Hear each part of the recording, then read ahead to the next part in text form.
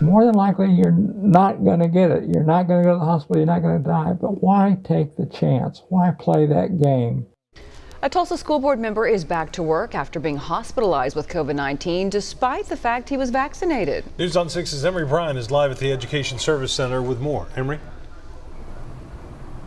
Dr. Jerry Griffin is a Tulsa Public Schools board member who was hospitalized with COVID-19 even though he had been vaccinated. He's now recovering and encouraging others to take the vaccine to avoid going through what he had to go through.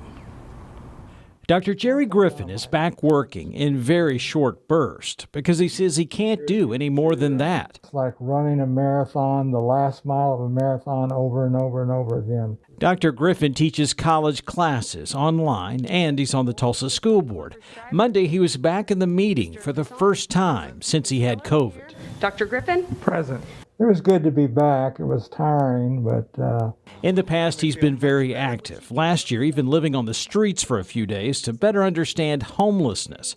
He's been very engaged with the business of the board, including the COVID-19 discussions, and now more than ever believes the best way to convince people to get the vaccine is to tell them what they're risking without it.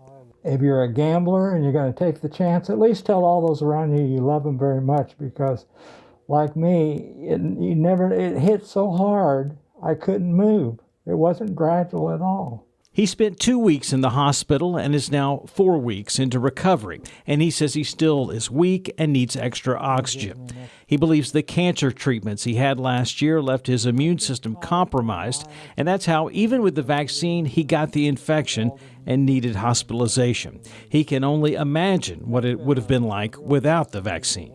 I don't know whether it's a second chance, but I'm certainly happy to be alive and talking to people. And Dr. Griffin made it through this Monday's past board meeting, even though it lasted several hours. Reporting live at the Education Service Center, Emery Bryan, Oklahoma's own News on 6.